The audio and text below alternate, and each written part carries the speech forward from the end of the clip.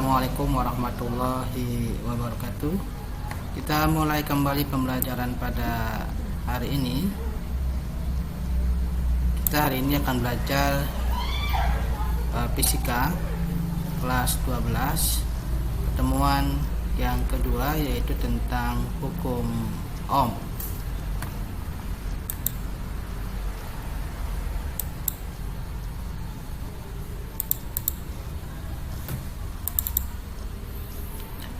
Tujuan pembelajaran pada pertemuan kita kali ini adalah yang pertama, setelah mempelajari materi ini, diharapkan siswa mampu menjelaskan hubungan antara beda potensial listrik dengan kuat arus listrik pada resistor sesuai dengan hukum Ohm.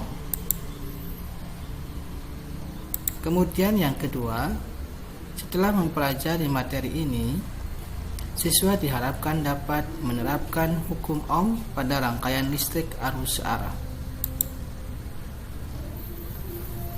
Kita mulai materi tentang hukum Ohm. Seperti kita ketahui bahwa arus listrik akan mengalir pada suatu penghantar jika pada ujung-ujung penghantar tersebut terdapat beda potensial. Pada tahun 1826, salah seorang ilmuwan berkebangsaan Jerman, yaitu Georg Simon Ohm, menemukan bahwa pada suhu tetap, kuat arus yang mengalir pada suatu penghantar listrik sebanding dengan tegangannya. Sifat inilah yang disebut sebagai hukum Ohm. Perbandingan antara tegangan atau beda potensial terhadap kuat arus listrik tersebut dinamakan hambatan listrik atau resistansi. Secara matematis, persamaan tersebut dapat dirumuskan bahwa hambatan listrik itu sama dengan tegangan dibagi dengan kuat arus. R sama dengan V dibagi dengan I. R adalah resistansi atau hambatan, satuannya Ohm. Kemudian V adalah voltase atau tegangan atau beda potensial, satuannya volt. Dan I adalah kuat arus listrik, satuannya adalah ampere. Atau tegangan beda potensial atau V sama dengan kuat arus dikalikan dengan R. V sama dengan I dikalikan R. Nah, bila kita rumuskan secara sederhana, ya ini ada semacam segitiga. V di puncaknya, I dan R di bawahnya. Lihat di sini. Jadi kalau untuk mencari V adalah I kalikan R. Untuk mencari tegangan, kuat arus kalikan dengan hambatan. Untuk mencari hambatan berarti tegangan dibagi dengan kuat arus. Untuk mencari kuat arus, tegangan dibagi dengan hambatan. Nah, ini adalah hasil percobaan dari Georg Simon Ohm dalam bentuk hubungan antara tegangan terhadap arus listrik. Nah, pada hambatan yang bersifat ohmik, hubungan atau grafik hubungan antara V terhadap I itu berbanding lurus. Lihat pada grafik di sini, ketika tegangannya 1,5 volt, terlihat di sini kuat arusnya adalah 0,15. Kemudian tegangannya dilipatkan menjadi 3,0 volt. Nah, ternyata arus listriknya menjadi 2 kali lipat 0,30 ampere. Kemudian ketika tegangannya dinaikkan lagi menjadi 4,5 volt, nah kuat arusnya juga semakin bertambah, itu 0,45 ampere. Nah, ini hubungan antara tegangan dan kuat arus di dalam hukum Ohm itu berbanding lurus. Artinya semakin besar tegangan, maka kuat arus listrik juga akan semakin bertambah.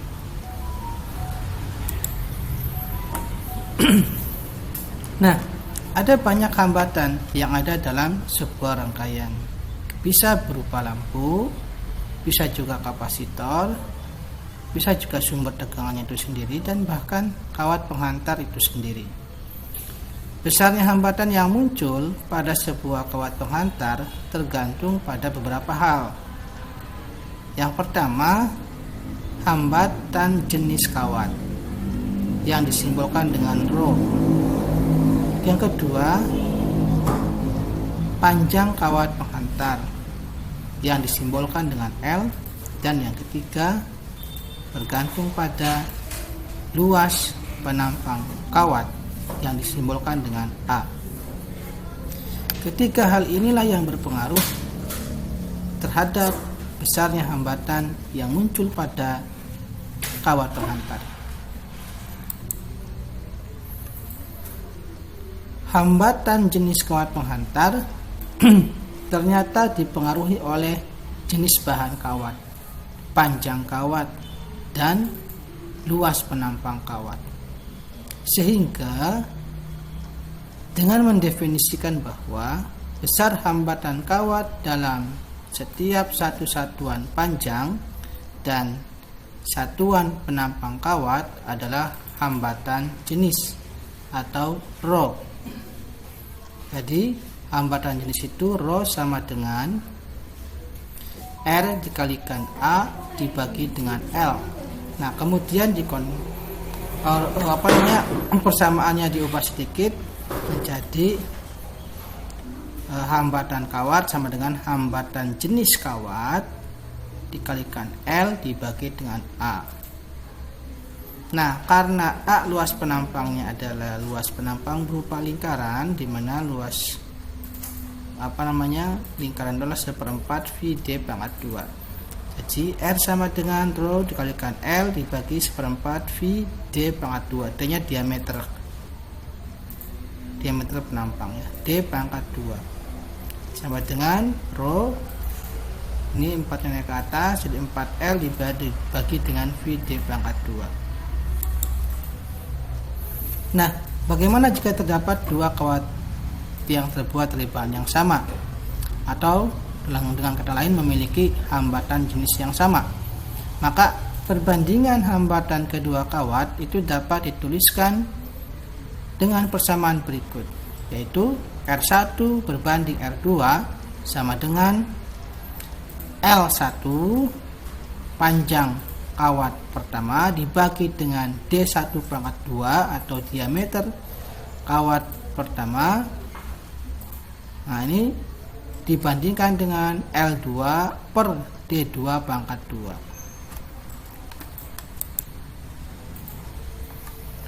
Berdasarkan kemampuannya dalam menghantarkan arus listrik, bahan-bahan atau zat dapat digolongkan sebagai konduktor, isolator, dan semikonduktor. Konduktor itu adalah bahan atau zat yang dapat dialiri arus listrik atau mudah menghantarkan arus listrik. Misalnya tembaga, perak, dan aluminium. Adapun isolator adalah bahan atau zat yang tidak dapat dialiri arus listrik atau sukar menghantarkan arus listrik. Misalnya kayu, karet, dan plastik. Ada lagi bahan yang disebut dengan semikonduktor. Semikonduktor ini disebut juga sebagai bahan setengah penghantar listrik. Suatu semikonduktor bisa bersifat insulator atau isolator, bisa juga bersifat konduktor. Bagaimana ketika ia bersifat isolator. Nah, atau kapan? Ini bila mana jika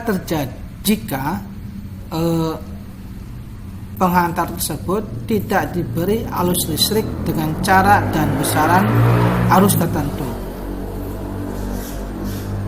Nah, ini kalau bahan semikonduktor tersebut tidak diberi arus listrik dengan cara dan besaran tertentu atau tidak memenuhi, maka bahan semikonduktor tersebut akan bersifat isolator. Namun apabila penghantar tersebut berada pada temperatur tertentu, kemudian diberikan arus tertentu dan tata cara tertentu sehingga memenuhi persyaratan kerja semikonduktor, maka ia akan berfungsi sebagai konduktor. Misal sebagai penguat arus, penguat tegangan, atau penguat daya. Untuk menggunakan suatu semikonduktor supaya bisa berfungsi, harus tahu spesifikasi dan karakter semikonduktor itu sendiri. Jika tidak memenuhi syarat operasinya, maka semikonduktor tidak akan berfungsi dan rusak bisa jadi. Nah, bahan semikonduktor yang sering digunakan diantaranya adalah silikon, germanium, dan gallium arsenide.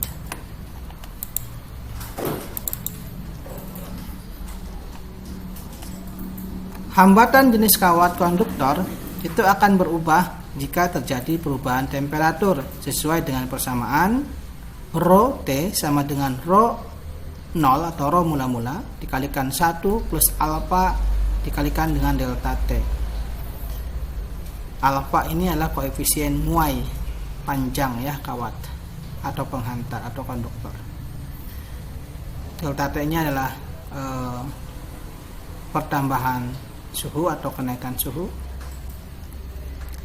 Rho T itu adalah hambatan jenis ketika sudah mengalami kenaikan suhu, dan Rho 0 adalah hambatan jenis kawat mula-mula. Nah, sebagai akibat dari adanya perubahan hambatan jenis, hambatan listrik juga akan mengalami perubahan jika temperatur berubah, yaitu RT, hambatan kawat setelah mengalami kenaikan suhu sama dengan R0 dikali 1 plus alfa kali delta T. Nah, hubungan antara kenaikan suhu dan hambatan jenis konduktor ini bisa ditampilkan dalam bentuk grafik. Jadi semakin naik suhunya, hambatan jenis konduktor pun akan semakin besar. Berikutnya contoh soal. Jika hambatan jenis suatu logam pada suhu 25 derajat Celcius adalah 2,0 kali 10⁻⁶ ohm meter dengan koefisien temperatur 0,04, ini 0,04 per derajat Celcius, dan hambatan jenis logam tersebut pada temperatur T2 adalah 2,6 kali 10⁻⁶ ohm meter. Tentukanlah besar T1.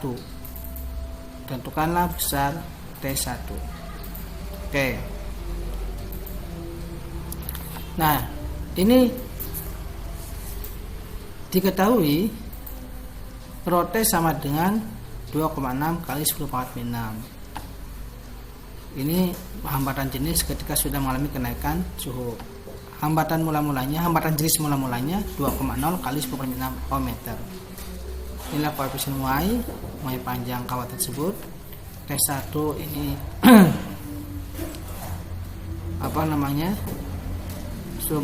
ini berarti yang dicari adalah T2 ya. Oh, T1 ya, betul, T1. Ini T2 harusnya. Ini maksudnya T2. T2 sama dengan 25 derajat Celcius. Maka Rho T sama dengan 0 kali 1 plus alfa kali delta T. Rho T-nya dimasukkan ini 2,6 kali 10⁻⁶ ohm meter sama dengan Rho 0-nya 2,0 dikalikan 1 ditambah sesuai rumus ya, 1 plus alfa kali delta T 0,04 Kemudian ini delta T-nya kan didapatkan dari T2 kurangi T1. T2 kurangi T1. Ini 1,3 tambah 1,3 sama dengan 1 plus 0, sekian kalikan delta T. Nah, ini delta T 1,3 dibagi dengan 1, hasilnya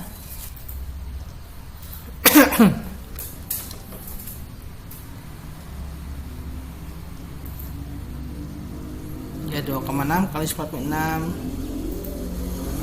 ya. Ini bisa dikalikan langsung nih. Iya. 2,6 dibagi 2,0 hasilnya kan 1,3 ya, betul. 1,3 sama dengan 1 plus 0,0 sekian delta T. Nah,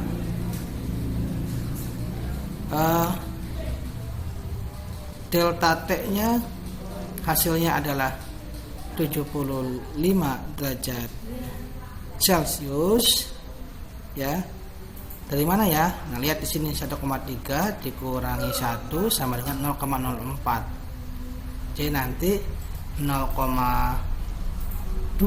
dibagi dengan 0,004 hasilnya 75 derajat Celcius.